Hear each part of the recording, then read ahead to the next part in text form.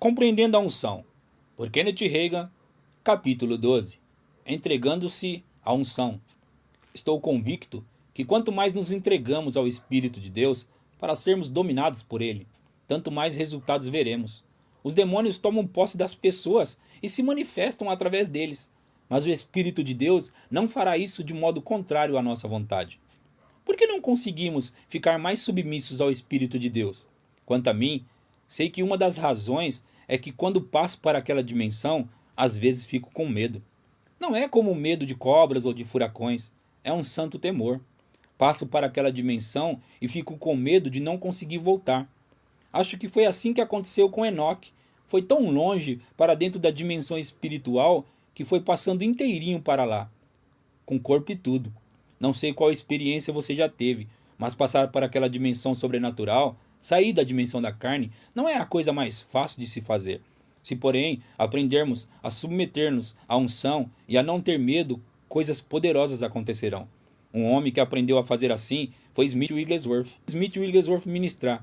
Se tivesse sabido a respeito, tive a oportunidade de ouvi-lo, pois ele estava em Dallas em 1937, na sua última viagem para os Estados Unidos. Foi naquele ano que recebi o batismo no Espírito Santo e morava a 50 quilômetros de Dallas, mas não sabia que Wigglesworth estava ali para pregar em 3 cultos noturnos sucessivos na primeira igreja da Assembleia de Deus. Cito frequentemente trechos dos escritos dele. Certa vez, alguém me perguntou, no tocante ao seu livro, A Fé que Aumenta Cada Vez Mais: "Você entende aquilo?" "Entendo sim", respondi. "Ele pensa do mesmo jeito que eu." Certo pastor disse: "Li aquele livro 5 vezes e ainda não entendi aquilo que ele está dizendo."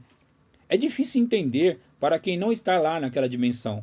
Um pastor idoso na Califórnia me disse que ouviu Wigglesworth pregar no sul da Califórnia. Falou: às vezes, quando ele começava a pregação, não conseguia transmitir nada que fizesse sentido. Ficava tropeçando em derredor. Então o Espírito de Deus vinha sobre ele. A congregação ficava estarrecida, pois os acontecimentos ficavam bem visíveis. Havia uma transformação nas suas feições e as palavras simplesmente fluíam da sua boca.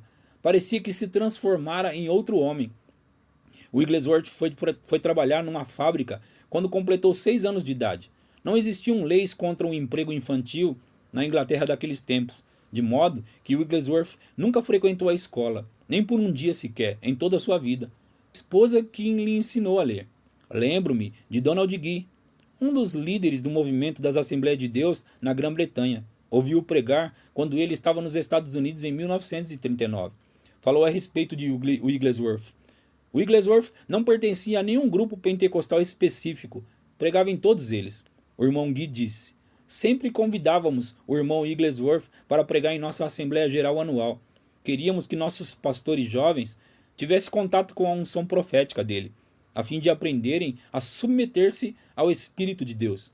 Wigglesworth deu uma palestra entre eles em 1947, poucas semanas antes de voltar ao lar para ficar com o Senhor, aos 87 anos de idade.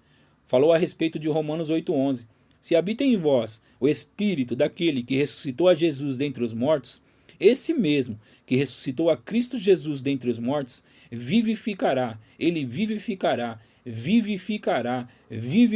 também os vossos corpos mortais, por meio do seu Espírito que em vós habita. Acredito que existe alguma coisa nessa dimensão que perderemos se não tomarmos cuidados.